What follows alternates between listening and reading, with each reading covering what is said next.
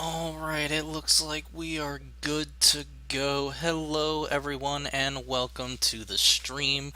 I'm your host, Adam. I'm one of the engine support techs up at Epic Games, mainly focusing on blueprints, landscape foliage, BSPs. Um, this stream is my own private stream. It is not run by Epic Games, so all of the opinions and thoughts expressed here are my own, and there will probably be a lot more cursing. Um, Typically, this stream is dedicated towards helping individuals who have questions about blueprints. But as I said earlier, landscapes, foliage, BSPs, and even any other questions, I'll at least try to give you a good answer. And if I don't know a good answer, I can probably point you to someone who does. Um, in the meantime, we typically work on things while waiting for questions. But I had a thought, which I know, scary thing. Adam has a thought. What? But I was thinking earlier today, and I was like, I wonder if I could get more individuals interested in not only the stream, but in asking questions. Because one of the things we've been kind of gloriously lacking has been active questions that people have that I could work on. So I've been just kind of doing stuff. Well, I decided to post my question on Twitter to ask people, what are you guys looking for? What kind of things are you wanting to learn? And I got a whole bunch of wonderful feedback. Wonderful, wonderful stuff. And so I decided I'm going to start trying to tear through some of this. Now, I'm not going to be able to get through all of it, obviously. And unfortunately, this is going to be a short stream, as are the next few, because I am in the middle of trying to get ready to move. Um, for those of you who don't know, my landlord pretty much decided to say, hey, you guys have a month to get out. I'm not renewing your lease. Not getting evicted or anything, so don't worry about that. Nothing bad. It's just he didn't give me much time, so I'm having to scramble to find a new place and stuff like that. So my time is very limited. However, I want to continue to do these, so I wanted to go ahead and while they may be shorter streams, they are still going to be here and be occurring throughout the month. Once I get to my new place, hopefully I'll be able to get internet very quickly, so I won't have to worry about too much of a loss in time. But while we are here, I want to go ahead and start working on some of these. And the first one I want to work on is actually one of the very first ones that came in. I believe it was, let's see, I've got Twitter up so I could see.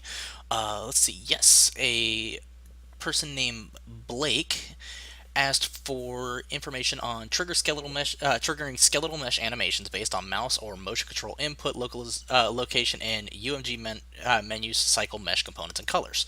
I'm going to start with the first part of that because we discussed a little bit, and I think this is definitely something that's very doable. I can't do the motion controller portion. Let's see. Hey, Romfio, how you doing? Just so you know, if you get really tired, because I don't want people holed up and really exhausted just to watch me stream. So do know that I do upload all of these videos to YouTube so that people can access them later if it doesn't fit within your time zone and you really need to get some sleep. So please feel free. It's not going to hurt my feelings if you decide to duck out because you're too tired. That's absolutely understandable. But thank you for being here. It means a lot to me, man. Um, what was I? Right. So he was saying triggering based on mouse location, basically, and stuff like that, which I believe I've done in the past. I have a similar tutorial on the wiki, and I'm going to start there and see if that's kind of a good place to start. The other portion, the changing stuff via UMG and all, we'll get to that later. But right now, I want to go ahead and start with. Oh, I understand, Romfio. Hey, TK, how you doing? Yeah, I'm an insomniac, so sleeping is not something that I am very accustomed to. I, it's one of those joking, not really joking. I only get typically about 3 to 4 hours of sleep a night until I crash,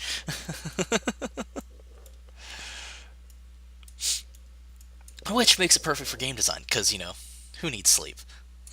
I'll sleep when I'm dead. All right, so there's a couple things I'm going to need to do for this tutorial, and I'm actually going to go ahead and link the tutorial into the chat for people who want to follow along. It's a very short one, but we're going to be adding to it afterwards. Link to tutorial. I have a blueprint that I need to add a start run speed key event trigger on. It's the corridor BP, should be easy. but I cannot get it set up. It's weird. Let's see. You need to add a run speed key event. Can you give me a little bit more description? I'm having a hard time. Are you saying you need something to um, improve move speed once you hit a certain event, or is there like what specifically are you looking to occur? And I'll see if I can link up something. Link to tutorial for mouse location. You want to link to the BP. Let's see. Yeah, if you have a it's like a roller coaster blueprint. Do you have okay, so you have the roller coaster blueprint. This is probably in the way of chat. And I'm going to add this to my queue of stuff since, let's see, you disable the BP run speed, then trigger start. Yeah, if you can get me a link, that would be great. So I better understand. So roller coaster blueprint kind of thing. Yeah, I'll after I do the mouse location thing, we'll move on to your stuff. But I want to get this done first because this was requested on Twitter earlier today. Let's see. So, things we need to do. Boop, boop, boop, boop. I need 2 float variables. Variable. The first one is going to be look up, and the second one is going to be turn. Set look up. I want to set these to the axis values here. That way we have this information readily available. Though I guess I could technically go mouse X. Let's see. Yeah, I forgot we added these. This tutorial was from a very long time ago. This was like 2014. So I might not even need those right now. Let me try it with this. Now I did this on right mouse button. Hey, Schnorbus, I am going to assume I pronounced that incorrectly, so if you want to correct me, until then, I'm going to call you Norbus. How's it going, man? Let's see, right mouse button, and we're going to add a delay. That way we have a little bit of time to actually see what is going on. It's going to be a very brief delay. Boop. And then we're going to have a branch, and that branch is going to check which value is larger. Mouse X. Sorry, I need the actual mouse X. Just need the value. Mouse Y. Boom. And let's see if this goes into ABS. And I probably could think of a better way to do this. This is going to be where we start. Patrick. Oh, okay. Cool. And then we're going to check this against each other. So we want to check and see if the mouse X value is greater than the mouse Y value.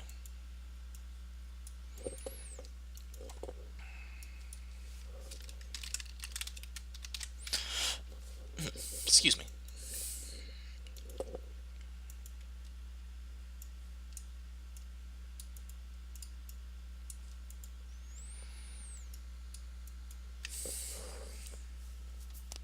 Well, I guess. No, this'll still work for now. I'm probably going to change this here in just a minute. I want to get the basis down first, and then we can worry about the rest of it. So input compare with 0, and then Control C. Input compare with 0. And first we're going to start with some print strings.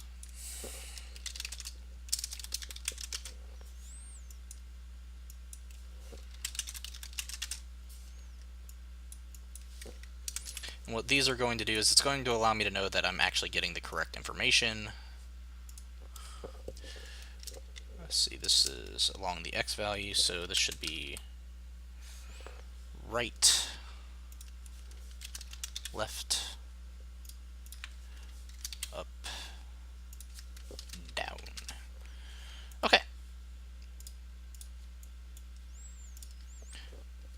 So, left, up, down. So as you can see, we can have 4 different directions based on which way the mouse is going at that time. Now, I want to make sure that I have 8 directions.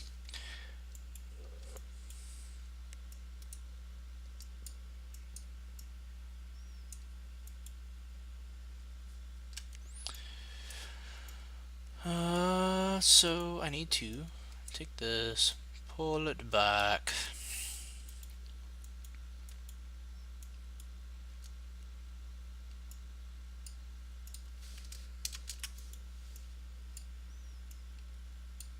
This is the part where it gets just slightly more complicated.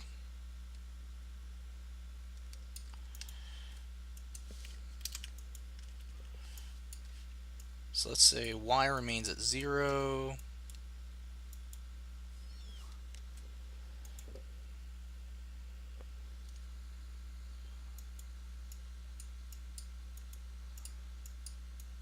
Let's get mouse y absolute value, maybe. I don't know if this is actually going to work, because I believe the axis value goes between 0 and 1. So actually that's...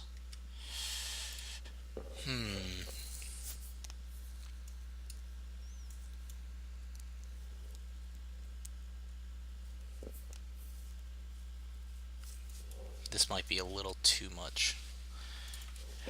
Error tolerance? Is there any tolerance? Normalize to range.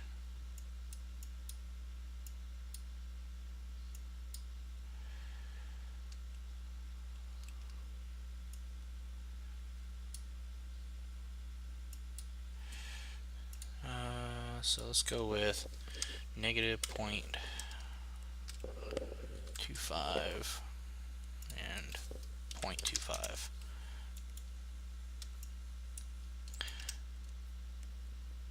Because at this point we need to be a bit more specific.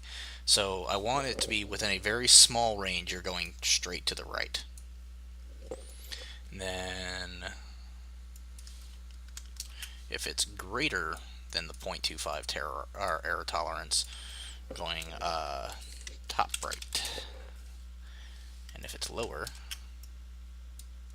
it's, guess what, bottom right.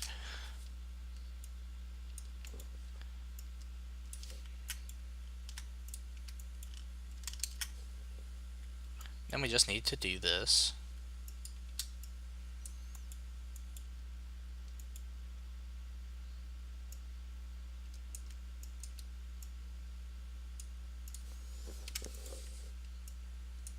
A couple more times.